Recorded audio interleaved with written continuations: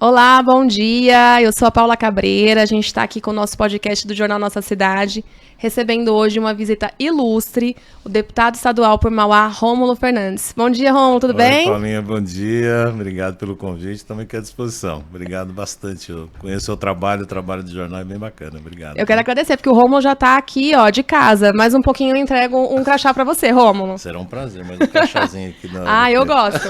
Eu vou deixar você de correspondente lá na Assembleia. Não, mas para quem nos assiste aqui, a Paulinha, eu já tenho, né, bastante tempo, ela faz a gente ficar muito à vontade. Então a gente se sente tranquilo para conversar, bater papo aqui. Ai, obrigada, Rômulo.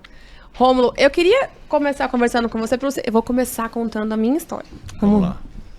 Rômulo, eu fui uma vez na Assembleia Legislativa de São Paulo. Eu não tenho ideia de como é. Olha que absurdo isso, né? Olha a situação. Cobri Diário do Grande ABC, cobri Folha de São Paulo, fui pra Brasília, cobri Planalto. E pra Assembleia Legislativa eu fui uma vez só. Eu não lembro nem como é que é o prédio lá dentro. Caramba! Não conheço. Queria que você contasse. Isso é quase uma confissão, né? De culpa, né? Bem isso, do tipo, uma jornalista, que se eu chegar lá, eu vou ter que perguntar, mas gente, onde é que fica aqui o plenário? Mas como é que eu chego nos gabinetes? Porque eu não sei. Então já que você fez essa confissão, eu vou fazer uma confissão também. Eu trabalhei na Assembleia, eu fui assessor do deputado, do Donizete Braga, há muito tempo, quase 10 anos lá. E agora a gente volta, né? Nós voltamos lá como deputado e tal. Aquilo ali é um labirinto. Então, menino... Eu vou falar pra você, eu já não me perco muito, mas dizer que a gente não se perde é uma mentira. Agora, uma coisa que eu comecei a ver com mais detalhe, aquele prédio é muito bonito, viu, Paulinha? Tem vários auditórios, tem um anexo novo, né? Eu já quero fazer um convite em público aqui para todo mundo, para você ir lá, então agora. Eu vou. A gente pode almoçar lá, é bem bacana. Agora tem muita obra de arte bonita, eu acho que é um passeio, que, aliás, é uma coisa que eu quero fazer um pouco, ver se eu consigo fazer, ver como é que funciona isso, que a gente está lá há menos de 30 dias, né? Então a gente está aprendendo e tal. Mas é um prédio que tem que ser visitado, obras de arte para tudo quanto é canto, tem um salão fenomenal ali na frente. Então eu acho que a gente precisa incentivar as pessoas a conhecerem. Porque a Assembleia está num local, Paulinha, que talvez até não é legal falar isso, mas é a sensação que eu tenho. Foi feito para as pessoas não irem muito. Você não tem metrô ali Não perto. Tem metrô, os ônibus são difíceis de chegar. Eu acho que a gente tinha que as pessoas visitassem mais e conhecessem o papel de cada deputado, como funciona a casa. De vez em quando tem visitas monitoradas lá. Ontem mesmo eu estava lá e tinha uma escola, né? Até a gente conversou um pouco com os alunos e tal. Que eu acho que a gente tinha que incentivar um pouco mais isso aqui, sabe? Os municípios, para lá, vamos lá conhecer como é que funciona, ver qual é o processo legislativo, o que os deputados fazem, né? Eu acho que é legal, mas o prédio é uma coisa muito bonita. Agora, é um labirinto, né? Dizer que eu não me perco ainda, eu tô mentindo. E são quantos deputados? 94. É muita coisa, né? Muita coisa. É uma discussão interessante isso, porque você pega um estado que são 565 municípios, é uma discussão quase que filosófica. Se você pensar... De representação mesmo, né? De representação. Você pega 565 cidades para 94 deputados... É muito pouco. É pouco, né? É pouco. Mas, ao mesmo tempo, também não é a quantidade que vai definir a qualidade das discussões, né? Mas eu, particularmente, eu acho que tinha que ter mais deputados, de verdade. Sem alterar o orçamento, né? Não estou defendendo aqui aumento de custo, não. Mas eu acho que é melhor aumentar a representatividade. Sim. Eu acho que é melhor. Tem algumas coisas que são gritantes, né? Você pega o ABC, você acompanha bem aqui. A nossa bancada é a bancada maior do ABC. Se você pegar deputados estaduais e deputados federais... Nossa, a gente conseguiu realmente bastante representantes dessa vez. A representação é muito grande. Aí você pega outras regiões, região de Prudente, tem menos deputados. Então, eu acho que isso tinha que ser um pouco mais equilibrado. Mais distribuído, né? Mais distribuído. Mas, de qualquer forma, fica aqui o convite, está em público, sei lá. Eu vou, gente, agora eu vou, então vocês estão vendo. Eu vou pagar o almoço, tá? Oba, não, adoro. Tá e eu vi aquela... Eu vou fazer fofoca.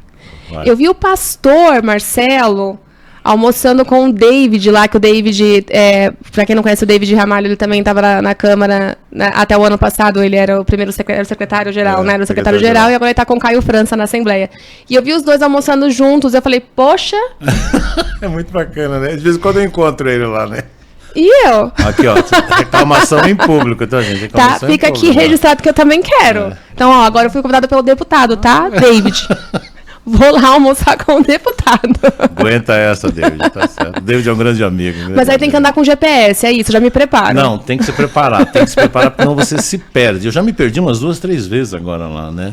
Então o anexo novo é muito bonito, né? Tem um jardim maravilhoso ali, uma obra de arte cheia em volta dele, é muito legal. Sem contar, Paulinho, que nós estamos do lado do Ibirapuera, Eu ia falar isso, é uma região bonita, né? É lindo, é lindo, é lindo. O pessoal às vezes sai no final do expediente, é legal porque o pessoal leva roupa para caminhar. Então chega às 6 horas, você vê muito funcionário botando a roupinha e vai caminhar lá. É um lugar lindo, né? E o Parque do Ibirapuera é um espetáculo, né? Seu filho trabalhou lá também, né? Com o Trabalhou com o Turco. Ele trabalhou 2 anos com o Turco, depois ele trabalhou na administração do Grana, em Santo André, na comunicação. Bem legal. Ele tá morando em São Paulo ainda, parou de trabalhar na política, mas está com comunicação ainda, Paulinha. Está trabalhando com comunicação, mas mais na linha empresarial. Entendi. Tá bem legal.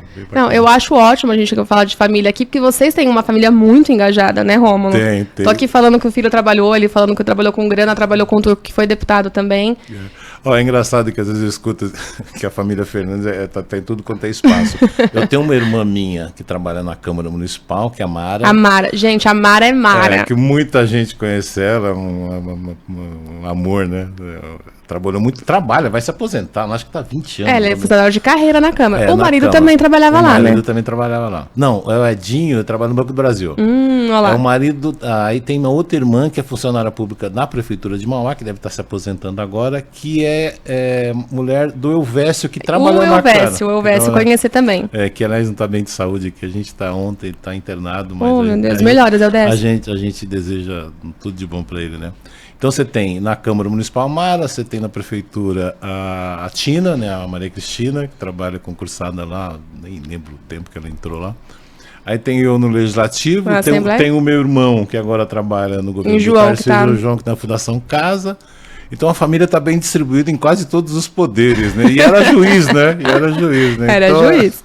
Então o pessoal fala que a família Fernandes está em todos os lugares. Eu queria saber como que é o almoço de domingo. É uma bagunça. Vocês falam de política? A gente evita, Paulinha. Melhor evitar o estresse. Não, a gente evita, não vou mentir para você. E todos conhecem a minha história, né? Na última eleição eu coordenei a campanha do Marcelo e estava concorrendo diretamente com o meu irmão, com o João, né?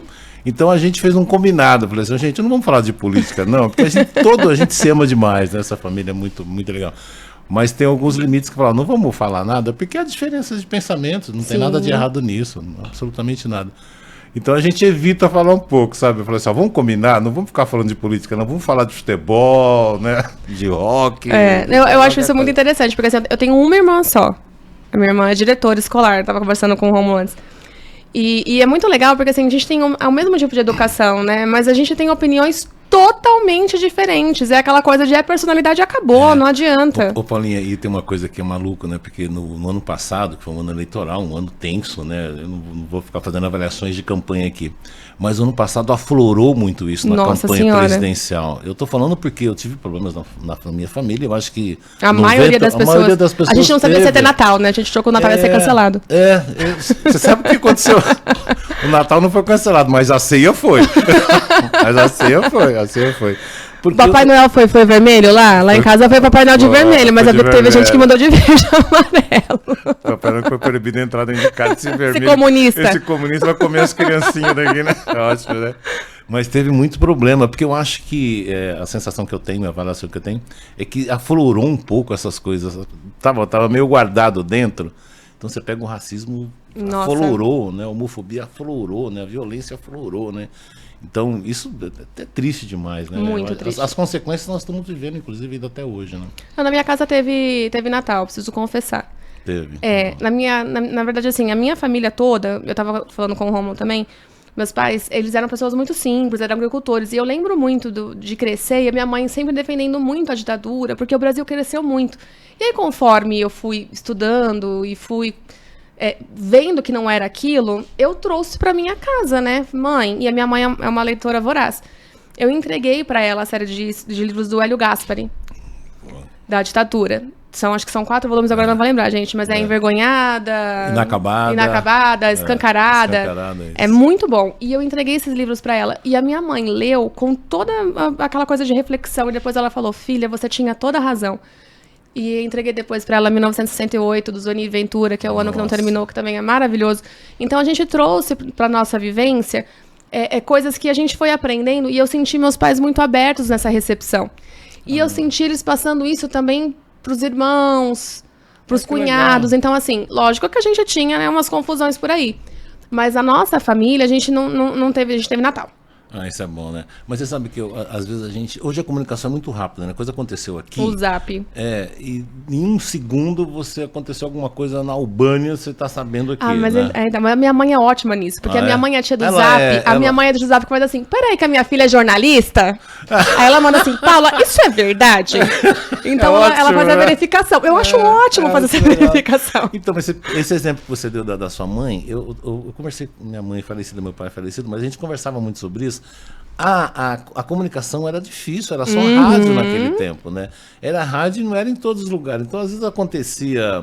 Eu sou um adepto do Getúlio, eu gosto de ler. Então, eu li um pouco a biografia dele, e aí a informação demorava pra caramba para chegar. Então, aconteceu alguma coisa no Rio de Janeiro, pro cara de Santa Fé do Sul saber, demorava às vezes uma semana, 2 semanas, né? Então, hoje não, é muito instantâneo, né? É legal porque... Você tem as versões daquilo que você falou, né? Então as pessoas...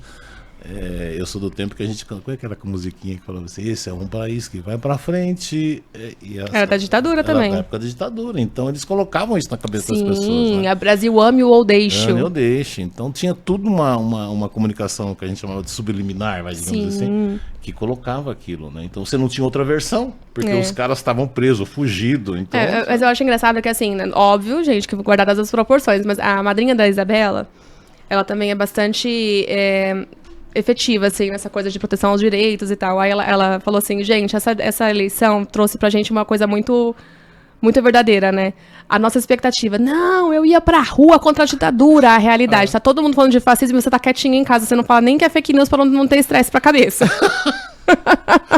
E tem uma outra máxima, né? A história... Ela é contada por alguns personagens. O Melhor Fernandes, o Melhor Fernandes tem uma ótima frase, todo ponto de vista parte de um ponto. Né? Exatamente. Então quem contava a história, normalmente era o opressor, né? A história do Brasil, como né? Um todo, né? Como um todo, né? Então agora, depois da democratização e tal, as pessoas que sofreram começaram a contar a sua versão da história. Aí alguém falou, opa, tá acontecendo alguma coisa, como foi o exemplo da tua mãe que você falou aqui, né? É sensacional isso. Muito. É muito bom, né? Mas eu acho interessante também, porque existe essa coisa do apagamento, né? As pessoas têm uma memória muito curta. Porque a gente teve, e eu sempre falava isso, gente, a gente teve uma melhoria de vida muito rápida na época do governo Lula. Quando o Lula venceu, eu estava na faculdade, no primeiro ano da faculdade. Não, eu votei no Lula. Tá. Porque a gente tem muito isso, né? O Tim Maia falava, né, que o Brasil é o único país que pobre é de direita. A gente tem um medo do comunismo louco. Meu Deus do céu, vão roubar meu Celta. É assim, a gente tem essa opinião. Vão ocupar minha casa. Vão colocar mendigo pra morar na minha casa. Então, assim, não votei no Lula. Mas houve uma melhoria significativa na minha vida naquela época, né? Porque eu morava na periferia, eu não tinha conseguido, eu tava muito ferrada, a gente tava muito ferrada porque eu não conseguia pagar a faculdade. Eu lembro até hoje que era 2000 e... Deixa eu ver, foi 99, 2000, 2002, era 2003, acho que foi isso, ou 2004, foi o primeiro ano do Lula. 2004. E a faculdade custava R$529 naquela época. Agora você imagina Caramba. Isso, há 20 anos, o quanto que pesava no orçamento familiar. Era muito caro, então eu não tinha dinheiro. Então eu tinha conseguido juntar o dinheiro para pagar a matrícula que a gente fazia, né? E aí eu tava toda atrasada, falei, meu Deus do céu, como é que eu vou fazer? E aí quando houve essa troca, houve uma facilidade no financiamento estudantil, que era o FIES. E eu consegui o FIES. E eu fiz a universidade com o FIES. E aí depois eu tive toda a sorte de pegar a onda, né? Então, Minha Casa Minha Vida, a facilidade de financiamento imobiliário, a isenção do IPI para compra de automóvel zero, a isenção da linha branca. Então, eu peguei tudo isso para conseguir uma melhoria. E eu lembro muito isso, que o meu marido, não sou eu, mas o meu marido tem uma tia que é doméstica, e o filho dela virou engenheiro nessa época. Olha que sensacional. E né? Eles votaram no Bolsonaro. Aí eu fico, aquilo me trouxe do tipo, mas gente... E aí, eu li muito a respeito disso, as pessoas dizendo que, assim, houve uma super melhoria realmente muito rápido, da empregada ir pra Disney, viagem de avião, que eu fiz também. E aí, de repente, estancou e ficou difícil. E aí, as pessoas não lembravam o que foi, as pessoas lembravam que tinha sido, e que pelo governo que foi que aconteceu esse apagamento, não estava sendo mais, porque roubaram, porque destruíram. Então, é o que você falou, né? Aquele apagamento que é feito, né? É a versão que é feita. Paulinho, eu vou falar para você, você deu o seu exemplo, eu vou dar o exemplo que eu tenho. Teve parentes meus que foram beneficiados de uma série de Minha Casa Minha Vida, o FIES. O ProUni, que veio depois. E votaram no Bolsonaro. E aí, o que eu escutava? Eu escutava assim, não fez mais que obrigação. E aí a gente tem que fazer uma avaliação, e eu faço essa avaliação com muita tranquilidade, né? Eu acho que o PT errou em algumas coisas na seguinte lógica.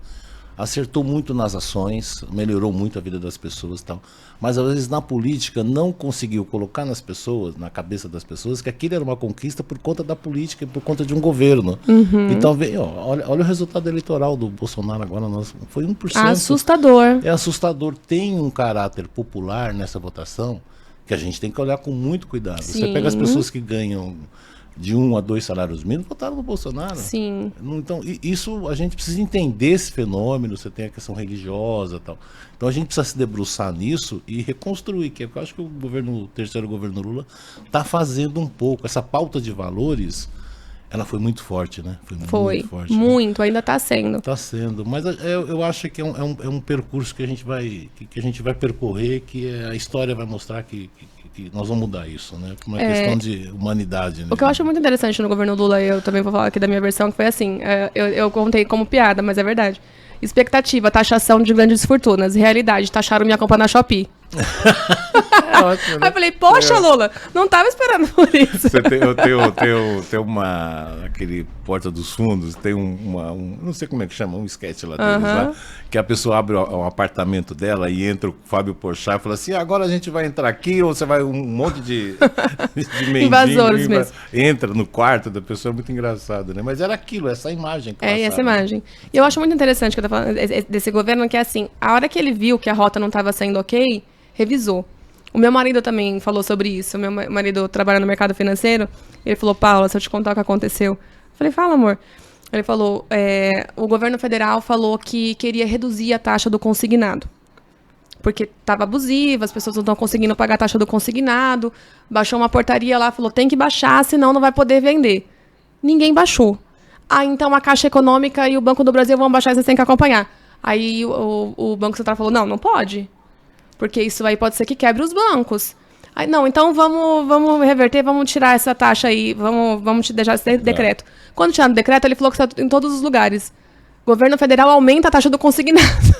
Olha que coisa doida, gente. Aí ele falou, não tinha aumentado, entendeu? Então ele tentou baixar e não conseguiu. Nossa, é a versão da história, o fato...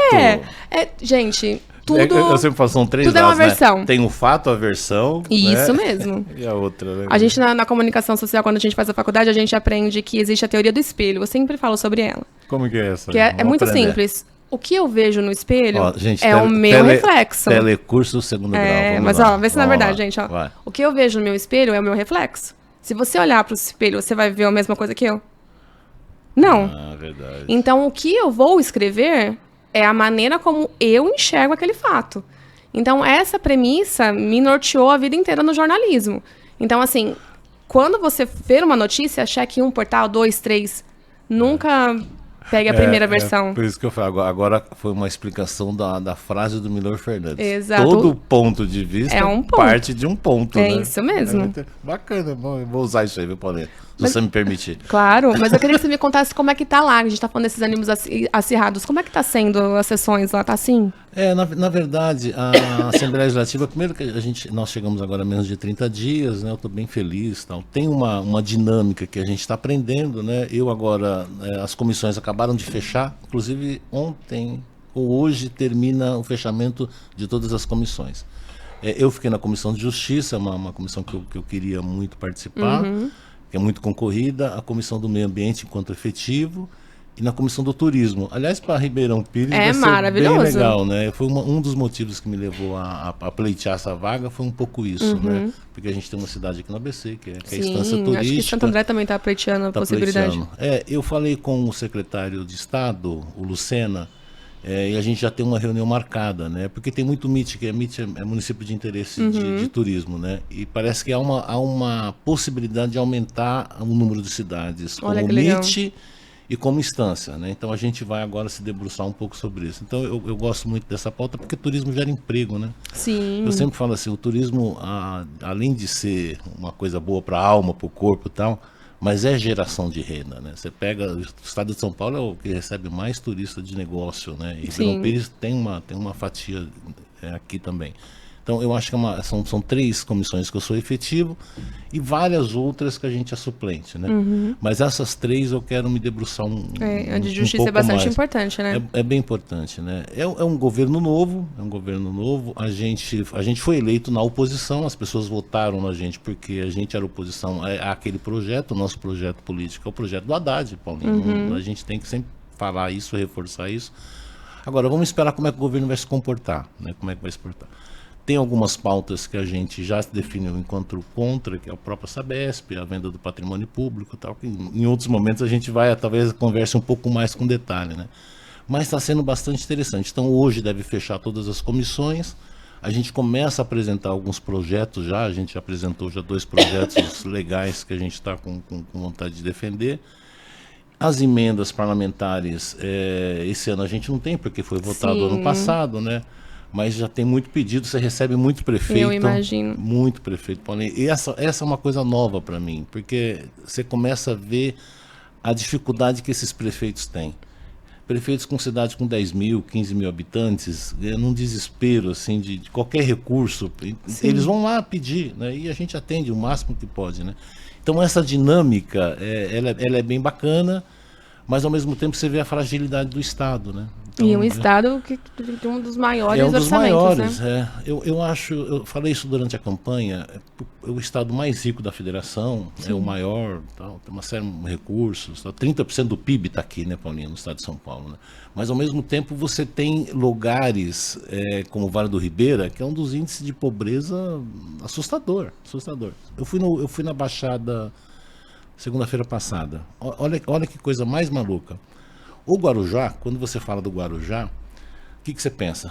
Praia da Enseada, coisa linda, maravilhosa. Vai ver o esgotamento sanitário do Guarujá. As pessoas não veem. Não. A gente só vê a orla, né? Sim. Quando você vai para a beira do barranco, ali está a realidade. A vida é dura, né? E eu fui conhecer essa realidade do mangue. A gente tá indo lá como é que você faz? Então, você tem um contraste muito grande, uma diferença muito grande. Eu acho que é aí que a gente tem que atuar. Sim. Não é pro cara que mora no Pitangueiras. Não estou menosprezando, Não, com todo claro, respeito. mas Não você tem que dar todo mundo tem direito, Sim. eu queria ter um apartamento em Pitangueiras. Mas eu acho que a gente tem que ter o olhar. Sim. Eu acho que essa é a diferença que faz de um parlamentar bacana ou não. Exatamente para onde você olha.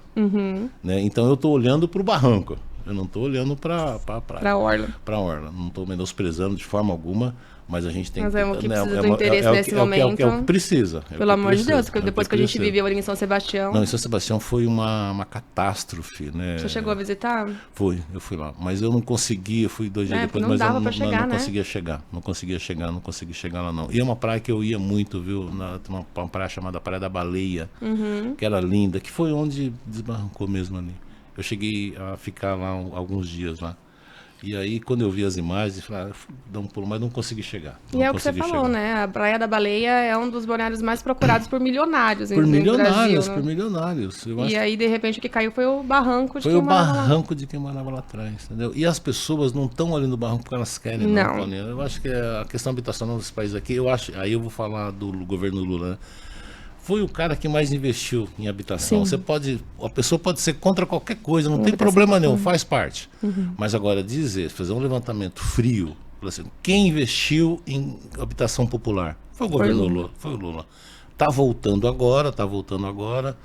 Eu acho que não é em 3 meses que o Lula vai ajustar. É o que você falou, projeto né? de 4 O orçamento anos. veio do ano passado, tem que ajustar. É aquela coisa do cobertor, né? E assim, eu tenho conversado com alguns ministros, assim, né? Não que eu tenha ido para Brasília, mas eles têm vindo para São Paulo.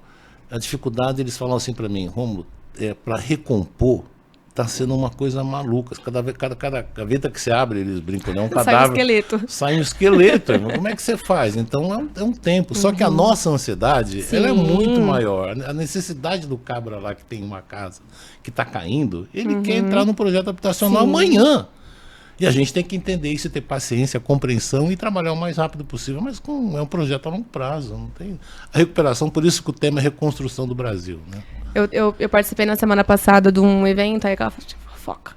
Vai, vamos lá, fofoca é bom. Da Caixa, né? Porque a Caixa está retomando agora um programa de salas ao redor do Brasil, são 54 salas, que é para fazer com que os prefeitos possam ir até o banco e ter esse relacionamento melhor, pleitear os recursos, entender como está o andamento das verbas solicitadas. E o que eu achei muito interessante, porque a Maria Rita Serrano, que é a presidente da Caixa, veio aqui no ABC, ela fez São Bernardo e Santo André, e a Maria Rita é de Santo André. Gente, que delícia conversar com aquela mulher. E assim, que foi o que eu conversei, gente, falando sério, da fofoca aqui. É tão bom a gente ver pessoas em cargos de escalão reconhecendo a importância do ABC, que deu um sossego no meu coração.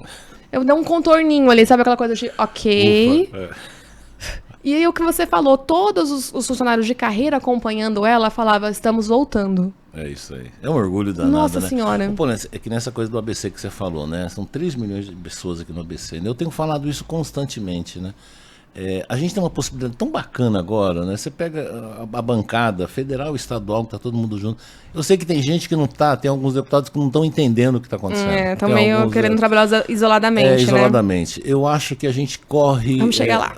Nós vamos chegar lá e eu acho que nós temos que ser persistentes e teimosos, né?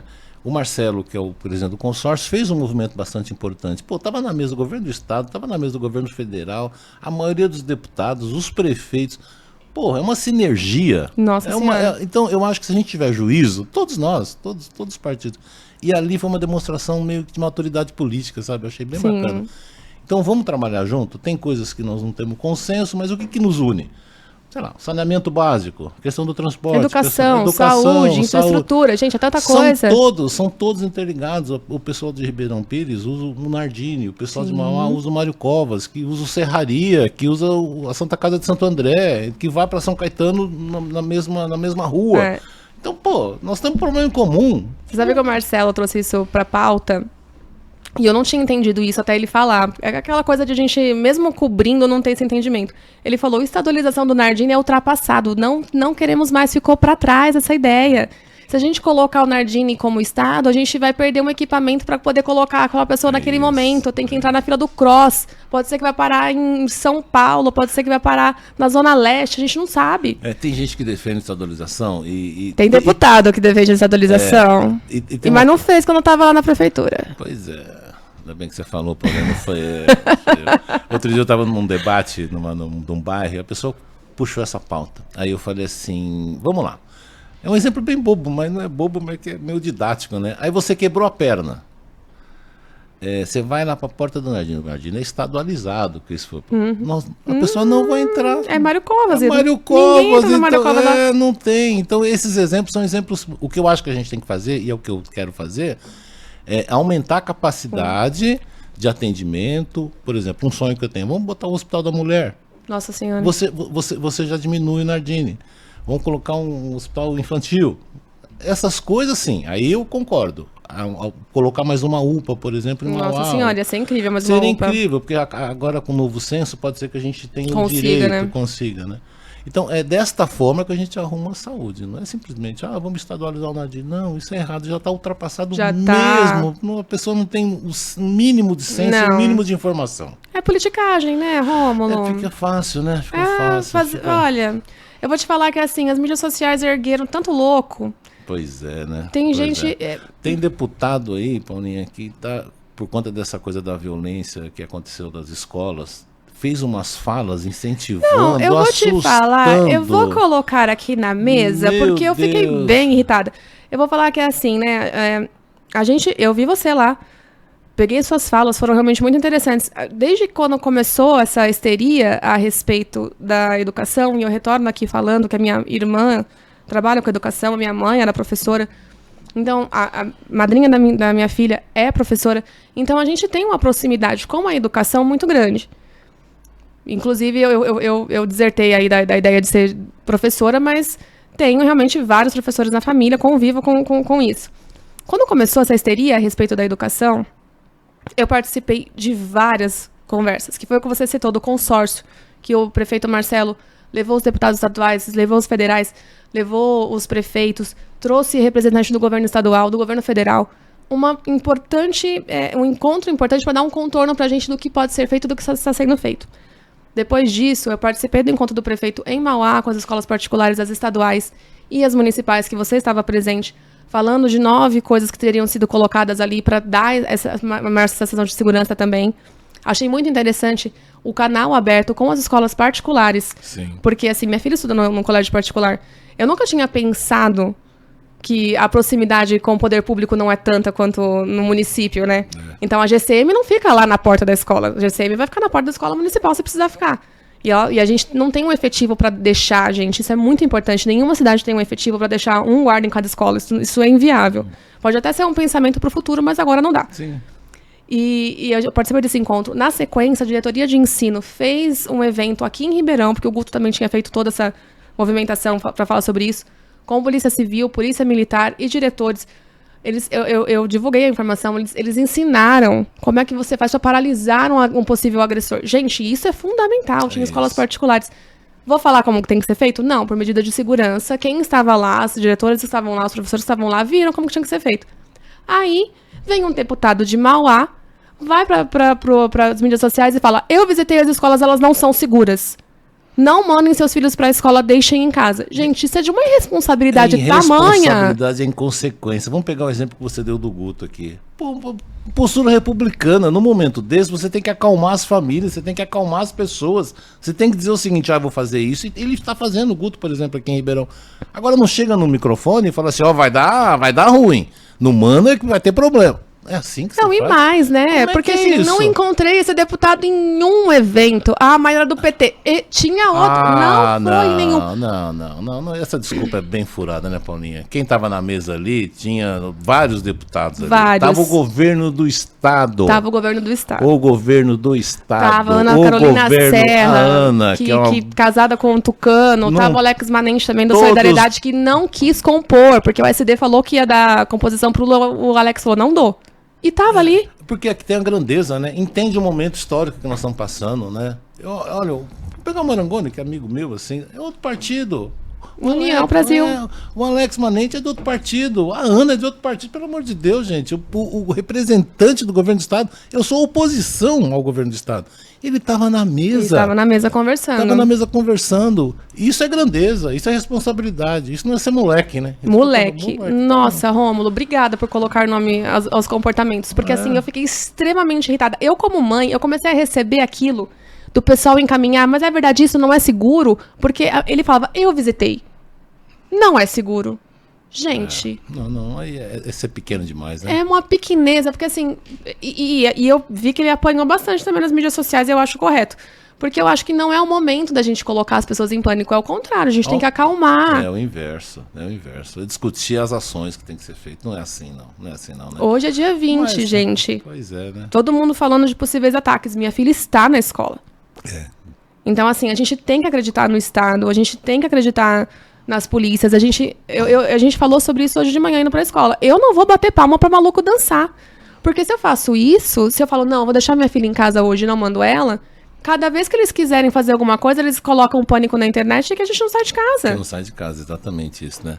Mas eu acho que, ainda bem que é minoria, viu, Paulinha? Ainda bem que é minoria e a gente tem canais de comunicação que nem vocês aqui para dizer o seguinte: olha, não acredite nesse pessoal, né? Pelo amor de Deus, é muita responsabilidade. E como você disse, é ser pequeno demais. Que na verdade é o tamanho dele, pequeno. Não tem o apelido que tem por nada, né, gente? Adora contar umas mentiras. Oh, meu Deus do O apelido céu. era Pinóquio, né? É Pinóquio. Né? Pinóquio, né? Mas o nariz tá crescendo. O nariz tá crescendo. Eu acho uma tristeza com o Pinóquio, né, gente? Porque o Pinóquio aprendeu É, depois. é Ele verdade. entendeu que não podia contar mentira. É Ele virou um verdade. menino de verdade. Tadinho. É verdade, é uma injustiça aqui. Eu vou pedir É uma desculpa. injustiça. Vou pedir, de verdade. Não é um exemplo que a gente tem que é verdade. Pinóquio, depois ficou gente boa. Mas olha, eu queria falar com você de novo, porque você participou dessas reuniões, você estava junto, estava discutindo. Queria saber como é que tá essa relação com o governo do estado. A impressão que a gente tem de fora é que eles têm sido realmente muito abertos, com diálogo. O Paulo, eu acho assim, ó, eu tenho duas coisas. Eu acho que o Tarcísio, ele veio, ele nunca escondeu para que veio. Ele veio para diminuir o Estado, para mim. E aqui, por isso que eu sou oposição a ele. Eu acho que ele é aquela ideia do Estado mínimo, é por isso que a coisa da IMAI, da Sabesp, do patrimônio público. Mas você acha que a gente corre esse risco mesmo dele conseguir? Como é que tá esse andamento lá?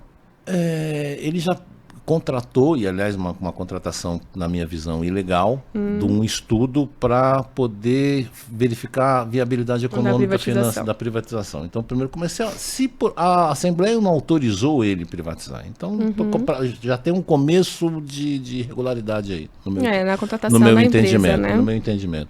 Então, eu acho que o DNA dele é privatista. Nós somos contra isso. A gente é um fortalecimento do Estado, principalmente com relação à água, à energia. Eu acho que a gente tem que ter autonomia de algumas coisas, da saúde, da escola pública. Então, por conta disso, nós somos oposição a esse governo. Porque ele, em nenhum momento na campanha, escondeu isso.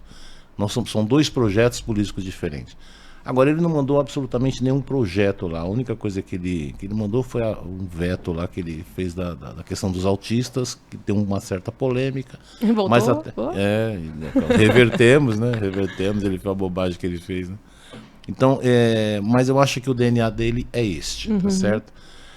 Agora vamos, no decorrer do tempo, vamos ver como é que ele vai se comportar, né? Agora, eu sempre falo assim, o projeto que nos elegeu, a bancada do PT e do PSOL e da oposição, foi um outro projeto político. Agora, a gente não vai ser oposição por oposição, nós vamos ser oposição por conta de um princípio, né? Então é isso. E está muito cedo para avaliar, 30 dias, né? É 30 dias. E é uma coisa maluca, né? Ele está desde o começo de janeiro e a gente chegou agora, Você né? chegou agora. É uma coisa absurda, né? Mas enfim, vai mudar isso. Voltando a falar isso, porque assim, eu não tinha noção, tá? Jornalista, eu não tinha noção da privatização das escolas. E aí a minha irmã falou que o secretário dele foi secretário de Educação no Paraná e fez. Eu falei, mas irmã, fez. Como é que alguém faz isso? Como é que funciona? Ela falou, pois é. Então tem umas coisas absurdas, né? É contra isso que a gente vai lutar lá. É contra isso. Não tem sentido, né? Um Estado, ele tem que ser indutor da economia, né? Como o Lula fez lá atrás, com o BNDES, fez com várias coisas. Minha Casa Minha Vida foi uma coisa maravilhosa. O FIES e tudo o Estado proporcionou. Você pega a questão das bolsas, né, de ensino agora, de estágio, aumentou ontem, me parece aqui. Aumentou mesmo. Aumentou ontem. Quer dizer, significa você pensar o Brasil para o futuro. Sim. Né? Então isso é sensacional. Mais médicos que voltou agora. Então são essa esperança que nos move, né, da gente ter um país melhor. Eu absolutamente eu não sou contra o crescimento. Agora, vender patrimônio público. Olha o que aconteceu com a energia. Na verdade, eu ia falar de outra coisa que você também fala muito, Rômulo, que são as linhas férreas, de trem e metrô. Pois é. Que estão funcionando muito mal depois que foram privatizadas. Todos os dias você escuta alguma coisa, alguma linha que parou. Olha, e você vê o que ele fez com o martelo, a gente chama martelinho de ouro. Aquilo ali parece... Eu fiquei um pouco... não, assusta, né?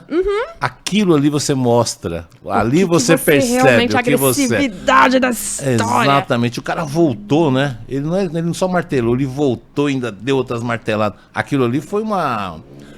eu sou isso aqui. Eu sou isso daqui. Então, pra mim, aquilo ali deu tom. Eu espero que ele mude. Eu espero que ele entenda que São Paulo não merece isso, não. Ele veio do Rio de Janeiro. Eu dizia que na campanha o melhor amigo dele era o Waze aqui em São Paulo. Ele trocava todos os lugares, né? E eu falava que o melhor amigo dele aqui em São Paulo é o Waze, né? Eu espero que ele entenda como é que funciona o povo de São Paulo. E a gente vai estar atento, viu, Paulinho? A gente vai estar atento. Não dá para todo dia ter uma linha de trem parada, não dá para ter risco de vida, não dá para a gente não ter metrô aqui para É importante a gente falar, porque assim, tinha um programa de psicólogos da escola que ele parou, né?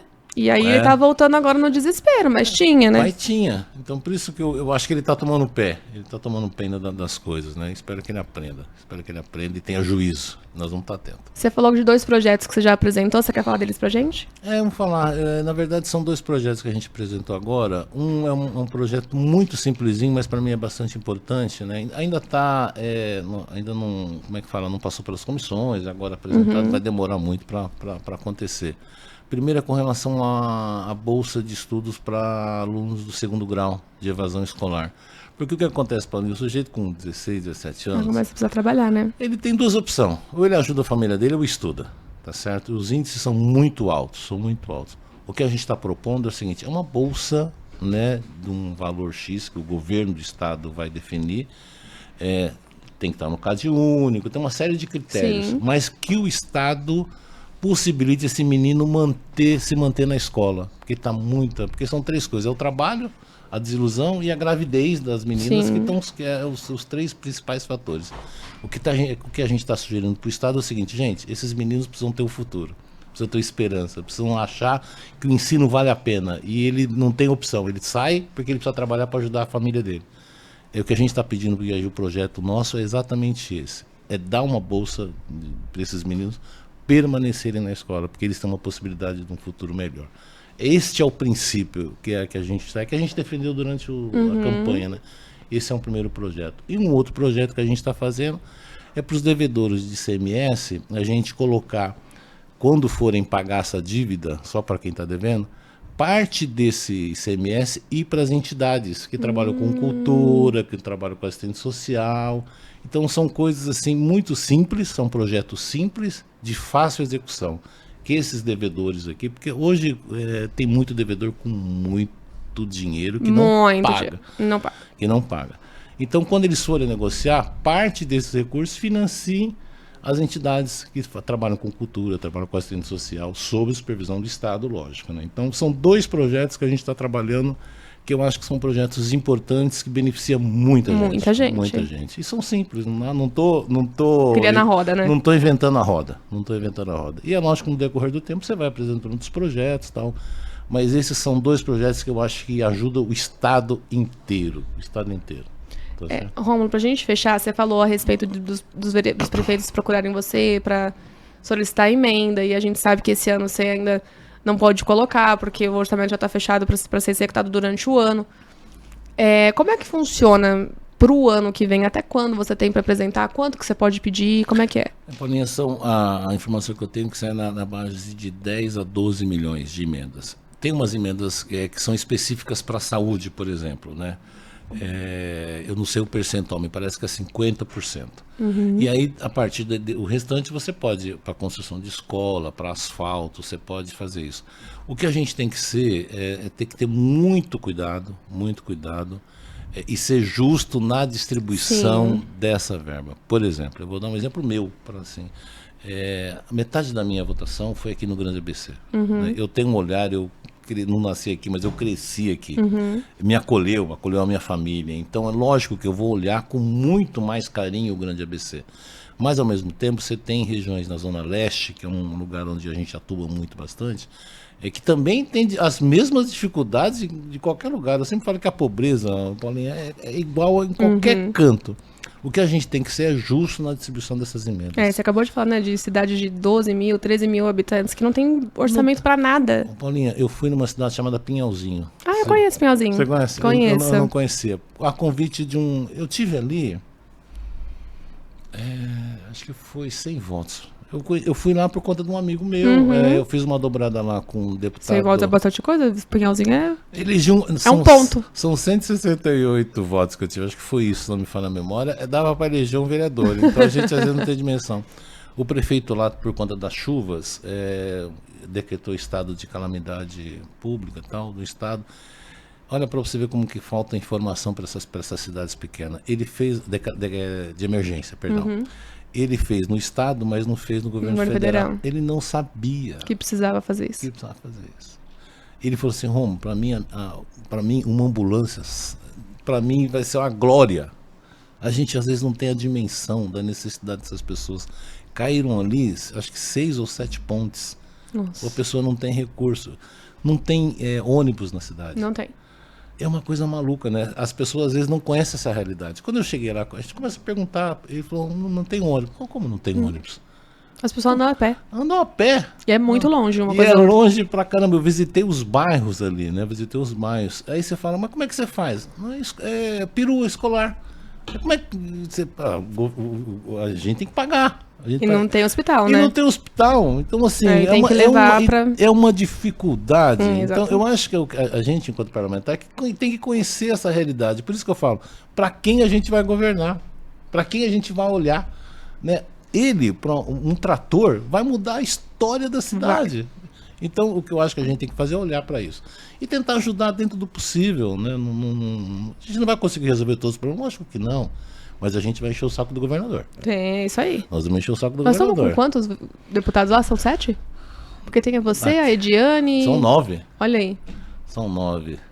Gente, a maior bancada. Em 94 é 10% da bancada. Vamos tentar lembrar. O pastor Altair, Barba, Luiz Fernando, Ana Carolina. Você. A Ediane, eu, o rapaz. 7, tá faltando 2. Agora... O Auríquio, o... Thiago Auríquio. É isso. E a Carla Morando. Então, olha que coisa bacana. Dá pra trazer bastante recurso mesmo. Vamos ter juízo, né? Então, essa é uma pauta que eu acho que o Marcelo está tentando fazer, está tentando construir essa sinergia, porque eu acho que o consórcio pode ser o catalisador dessas coisas. Nossa, muito. Ele falou em 2 bilhões em obras para o ABC. Então, por isso que eu tô bastante otimista. A gente tem que ser otimista, né? Eu também. Então, eu acho que a gente tem que sentar na mesa, como a gente fez no consórcio, com a ausência de alguns, né? Mas eu acho que a possibilidade é bastante grande da gente conseguir mudar a realidade aqui do ABC, viu, Paulinho?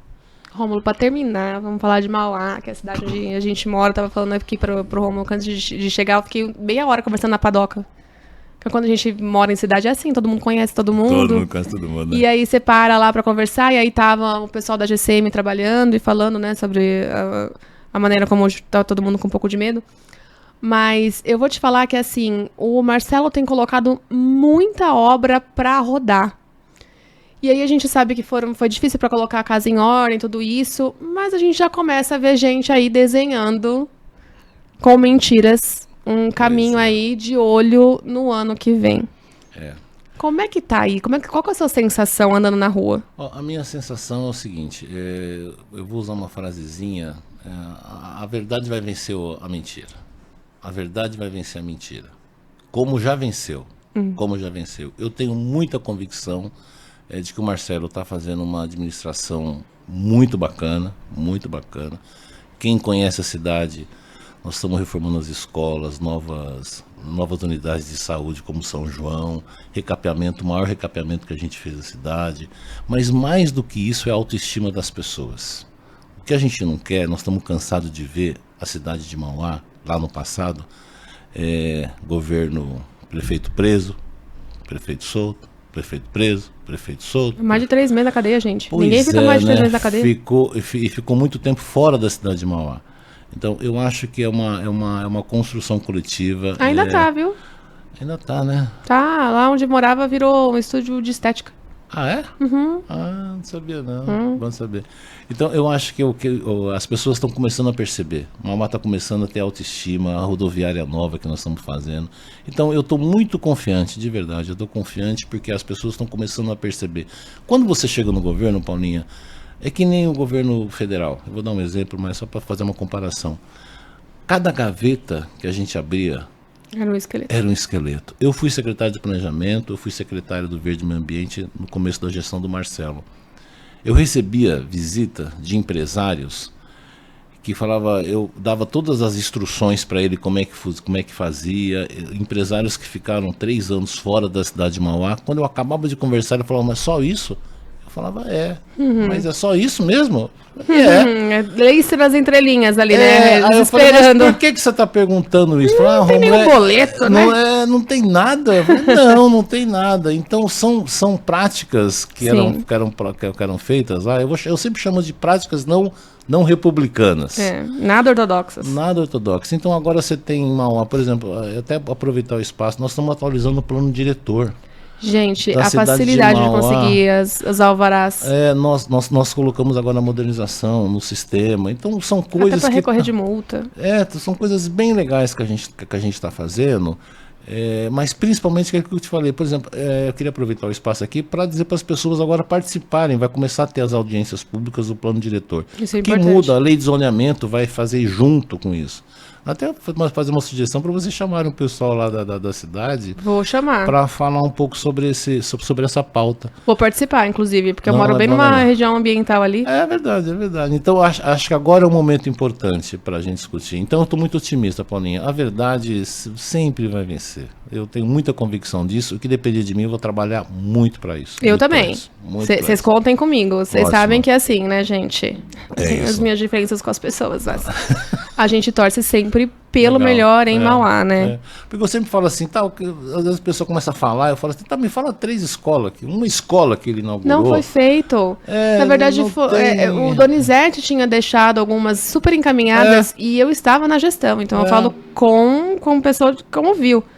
Pronta e esperando para ser inaugurada, com as pessoas esperando o equipamento, porque ele queria que as pessoas esquecessem que quem fez foi o Donizete. Eu acho, também vou fazer uma defesa aqui, tá certo? Morrinho inaugurou, né? Morrinho inaugurou. Foi 8 ou 9 morrinhos, com direito a placas, com direito Ai, gente, então, eu queria morrer com aquilo, Rômulo, pelo amor de Deus. Sensacional. Meu Deus do céu.